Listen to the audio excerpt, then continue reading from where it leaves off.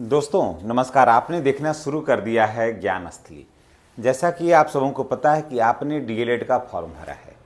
DElEd का form भरा है, जो पहली बार भरे हैं या दूसरी बार भरे हैं या फिर जिनको सरकारी कॉलेज नहीं मिला है वो बार बार भर रहे हैं। तो कैसे नंबर आएगा, नंबर को आप कैसे बढ़ाएंगे, ये सारी बातें जो हैं आपके मन मस्तिष्क में चल रही होगी।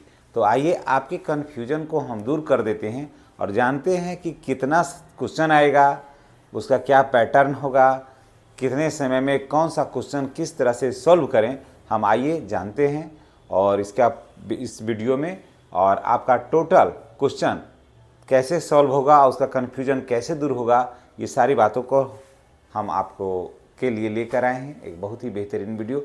अगर चैनल पर नए हैं तो आपसे गुजारिश है कि चैनल को सब्सक्राइब कर दीजिएगा और बेल आइकन को दबा दीजिएगा ताकि वीडियो का नोटिफिकेशन जो है ना वो आपको मिलता रहे। बिहार डीएलएड एंट्रेंस एग्ज़ाम 2025 का महत्वपूर्ण बिंदु। जी हाँ, कौन सा ऐसी बात होगी जिसके हल करके, उस बात पर अमल करके आप अपने परीक्षा को बेहतर बना सकते हैं और जिस उद्देश्य से आपने फॉर्म को भरा है, जिस उद्देश्य से आपने अप्लाई किया है, वो उद्देश्य की पूर्ति कैसे होगी, पूरी बात हम आपको लेकर आए हैं। टोटल क्वेश्चन मिलेगा 120। जी हाँ, टोटल क्वेश्चन मिलेगा 120। उसमें टोटल मार्क्स भी होगा 120, यानी 120 क्वेश्चन को बनाने के लिए 120 नंबर आपको मिलेंगे, यानी कि प्रति क्वेश्चन 1 नंबर आपको मिलेगा। टोटल टाइम होगा भी 120 मिनट, क्वेश्चन भी 120, नंबर भी 120, समय भी 120।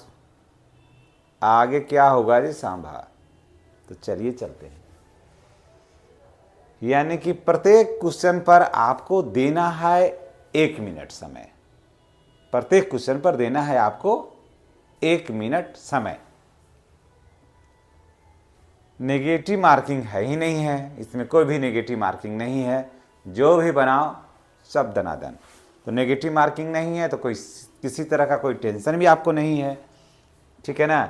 एग्ज़ाम का मोड जो होगा सीबीटी होगा, यानी कि आपको कंप्यूटर बेस्ड टेस्ट देना है। कंप्यूटर पर आप बैठिएगा, माइंड को कंप्यूटर पर कंसंट्रेट करिएगा और क्वेश्चन को आराम से पढ़िएगा। उसके बाद उसको माउस को लीजिएगा और जो ऑब्जेक्टिव सभी रहता है, सभी बहुवैकल्पिक प्रश्न होते हैं, उसको क्लिक करिएगा और आंसर का सही जवाब मिल जाएगा। इसके लिए क्या ज़रूरी है, पहले पूरे पैटर्न को समझना होता है। ऐसे नहीं कि बिना पैटर्न को फॉर्म भरे ऐसे किताब लिए 250-300 रुपया का, जा कर के एग्ज़ाम में बैठ गए, आया नहीं आया मारते चले गए। पता रिजल्ट आया तो बोला क्या 8 नंबर से कम गया, 5 नंबर से कम गया, किसी किसी को तो 10-10, 20-20 नंबर से भी कम हो जाता है। तो क्यों होता है कम? क्योंकि परीक्षा की पद्धति को वो समझते नहीं हैं बढ़िया से। परीक्षा क्या है, उसको परीक्षा को हम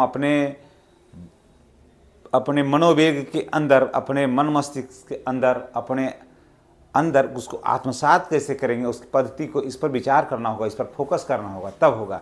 इस तरह का वीडियो को देखने के लिए, जानने के लिए, इस तरह के विचार को लाने के लिए वीडियो को के अंत तक बने रहना बहुत ज़रूरी है और वीडियो को देखना भी बहुत ज़रूरी है।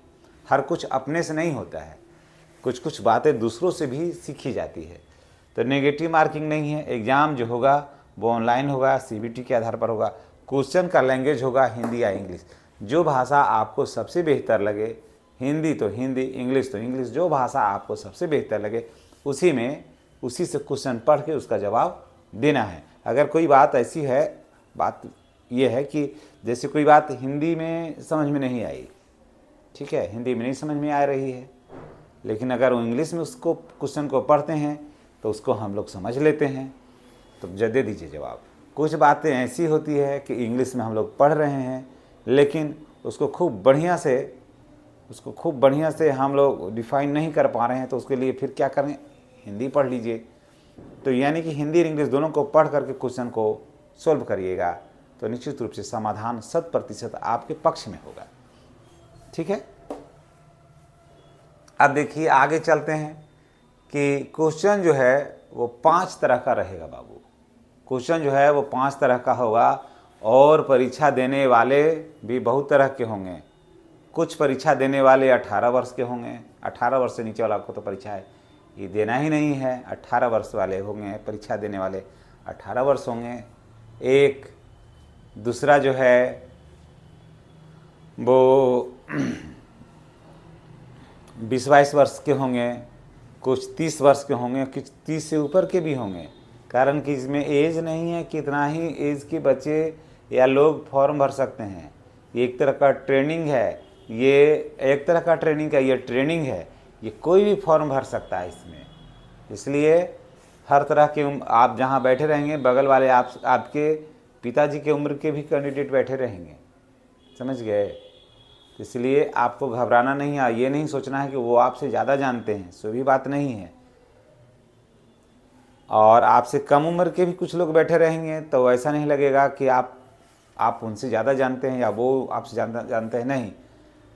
जो परिश्रम करेंगे, जो समय देंगे, जो ईमानदारी पूर्वक लगन के साथ काम करेंगे, उन्हीं को ना सफलता मिलेगी। तो चलिए, हिंदी और उर्दू, कुछ बच्चे हैं जो उर्दू में जवाब देंगे, कुछ बच्चे हैं जो हिंदी में जवाब देंगे। तो उसमें आएगा आपको 25 क्वेश्चन, मैथ में आएगा आपको 25 क्वेश्चन। आपको 25 में कम से कम ऐसा पढ़ना है हिंदी की जिसमें 25 में कम से कम भी तो 20 नंबर एकदम आ जाना चाहिए। उर्दू में भी आप पढ़ रहे हैं तो 25 में से कम 20 क्वेश्चन आना चाहिए, तभी सरकारी कॉलेज मिलेगा। सरकारी कॉलेज मिलेगा ना तो आपको 15,000 10,000 में हो जाएगा।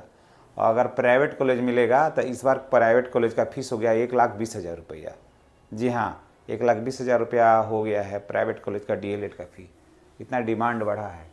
मैथ 25 नंबर का है, फीस को बताते हैं, घबराइएगा नहीं। GK GS है 40 नंबर का, इंग्लिश है 20 नंबर का और रीजनिंग है 10 नंबर का। अब ज़रा देखिए, जो सवाल सबसे हौला लगे आपको, जो चैप्टर सबसे ज़्यादा हौला लगे, पहले हाथ लगाइए उसी में, पहले उसी को टच करना है। जो सवाल सबसे हौला लगे पहले उसी को देखिए। तो स्वाभाविक है कि अगर आपको लगता है कि इंग्लिश से आसान आपको हिंदी है, हिंदी समझ में आती है ज़्यादा आसानी से, पहले हिंदी को सॉल्व कर दीजिए। और हिंदी को सॉल्व करने के लिए 1 मिनट में, एक क्वेश्चन में 1 मिनट नहीं लीजिए। हिंदी को इतना आराम से विधिवत पढ़िए कि प्रश्न पढ़ते और जवाब को ढूंढ करके क्लिक कर दीजिए। और समय बचाना होगा आपको, आधा घंटा समय बचा लेना है। मैथ, अगर आपको इंग्लिश हिंदी पहले तो देख लिए, अगर इंग्लिश और हिंदी में जो आसान लगे पहले उसमें जाना है। अगर इंग्लिश आपको आसान लगता है तो इंग्लिश में ही चाहिए। तो 20 में से, इसमें है 20 क्वेश्चन, 20 में से कम आपको 17-18 नंबर आना चाहिए, अगर इंग्लिश आपका मजबूत है तब, ठीक है। तो पहले हिंदी, अगर लगता है कि हिंदी ठीक है तो हिंदी में चल जाइए। उसके बाद लगे कि नहीं हिंदी के बाद हमारा मजबूत है इंग्लिश, ठीक है, या मजबूत है रीजनिंग, तो चले आइए रीजनिंग में। रीजनिंग को सॉल्व कर दिए, ठीक है। अब यहाँ पर कर लिए, चलिए पहला एक में कर लिए, मानते हैं कि हिंदी कर लिए, दूसरा में कर लिया रीजनिंग, ठीक है। उसके बाद बचता है मैथ, GK और इंग्लिश। अब आपको ये देखना है कि मैथ आसान है आपके लिए कि इंग्लिश आसान है। ये दोनों में देखिए, मैथ आसान है कि इंग्लिश आसान है। तो अगर आपको लगा कि मैथ नहीं आ रहा है, इंग्लिश में हाथ डालते हैं तो इंग्लिश बना दीजिए। अगर लगे कि इंग्लिश से हमको ज़्यादा बेहतर मैथ है तो मैथ ही बना लीजिए। तो ये दोनों में आपको मिला लेना है कि आपको आता कौन है बढ़िया से। अगर लगे कि इंग्लिश आ रहा है तो इंग्लिश में हाथ लगा दीजिए, ठीक है। तीसरा में इंग्लिश से हाथ लगा दीजिए। अब बच गया मैथ और GK GS, है ना, और करंट अफेयर्स। इसको शॉर्ट में हम लिखे हैं CA, करंट अफेयर्स समझिएगा इसको। मैथ और GK GS में, तो इसमें क्या करना है आपको, इसमें पढ़ना होगा। देखिए इसमें जो है ना, इस पर ध्यान रखना है इस बात को। मैथ है और इंग्लिश, इसमें क्या पढ़ना होगा GK GS में? GK तो पढ़ना ही है, इसमें पढ़ना होगा बाबू बायो, फिर फिजिक्स, उसके बाद केमिस्ट्री, ये तीनों पढ़ना होगा इसमें। साइंस का पेपर 1 सब पढ़ना होगा। उसके बाद करेंट अफेयर्स भी है, तो देश दुनिया की खबरों के ऊपर भी नज़र रखना है ना। ऐसे तो काम चलेगा नहीं। देश दुनिया की कि खबर पर भी नज़र रखना है, तो इसमें इसका जो है ना ये बहुत फास्ट हो जाता है। पढ़ने में तो बड़ी मज़ा आता है लेकिन फास्ट बहुत हो जाता है।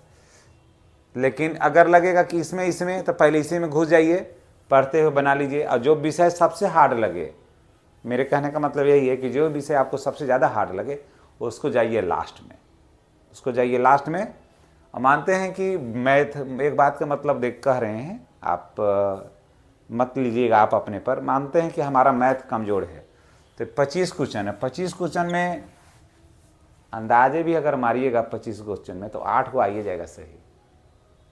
नहीं विश्वास है तो आप करके देख लीजिए, हो सकता है कि आप 12 मार दीजिएगा अंदाजे।